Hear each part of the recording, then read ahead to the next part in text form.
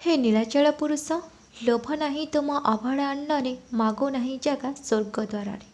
22 ପାହାଚ ନହେଲା ନାହିଁ, 22 ପାହାଚ ନହେଲା ନାହିଁ, ଧୂଳିଟେ କରିଦିଅ ତୁମ ବଡ଼ ଦାଣ୍ଡରେ। ନମସ୍କାର, ମୁଁ ସସ୍ମିତା ସ୍ୱାଗତ କରୁଛି ଆପଣଙ୍କୁ ମୋ ପ୍ରତିଭା ପରିବାରକୁ। ଆଜି ଆପଣ ମୋ କବିତା ନୁହେଁ, ଜଣେ ନୂତନ କବି ଶ୍ରୀକାନ୍ତ ପଣ୍ଡା ବସନ୍ତିଆ ଭଦ୍ରକରୁ। ଆଜି ଆମେ ଶୁଣିବା ସାରଙ୍କ କବିତାର ଶୀର୍ଷକ କପଟିଆ ବନ୍ଧୁ ବୋଲି। ଭକ୍ତି ରସରେ ପରିପୂର୍ଣ୍ଣ, କେବଳ ତୁଳସୀର ମହମହ ବାସ୍ନା। ବିଳମ୍ବ ନ କରି ଚାଲନ୍ତୁ ଶୁଣିବା ଆଜିର କବିତା କପଟିଆ ବନ୍ଧୁ ବୋଲି। ହଁ, ତୁମକୁ କିଏ ବା ନ ଡାକେ? ପାପୀ ଡାକେ, ପୁଣ୍ୟାତ୍ମା ଡାକେ, ଦୁଃଖୀ ଡାକେ, ଦରିଦ୍ର ବି ଡାକେ।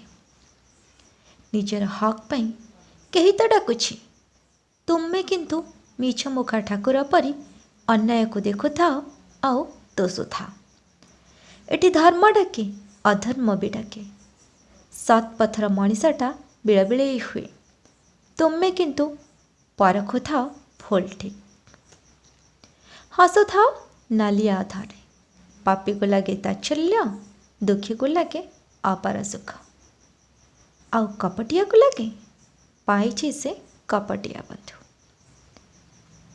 ଏମିତି ତ ଚାଲୁଛି ତୁମ ଆବେଗମୟ ରାସ୍ତାରେ, ଭକ୍ତିର ସତରଙ୍ଗରେ।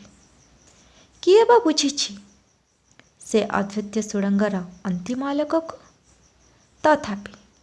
ତଥାପି ଗୋଧୂଳିରେ ଆଶା ବାନ୍ଧି ଅପେକ୍ଷିଛି ଅସ୍ତରାଗକୁ। ଧନ୍ୟବାଦ। ଆଶା କରୁଛି ଭକ୍ତି ରସରେ ପରିପୂର୍ଣ୍ଣ ଆଜିର ଏହି କବିତାଟି ଆପଣଙ୍କ ହୃଦୟକୁ ନିଶ୍ଚୟ ଛୁଇଁଯିବ। ମତାମତ ଦେବାକୁ ଭୁଲିବେନି। ଭଲ ଲାଗିଲେ ଲାଇକ୍, କମେଣ୍ଟ, ସେୟାର ଏବଂ ସବସ୍କ୍ରାଇବ୍ ନିଶ୍ଚୟ କରିବେ। ମୁଁ ବିଦାୟ ନେଉଛି।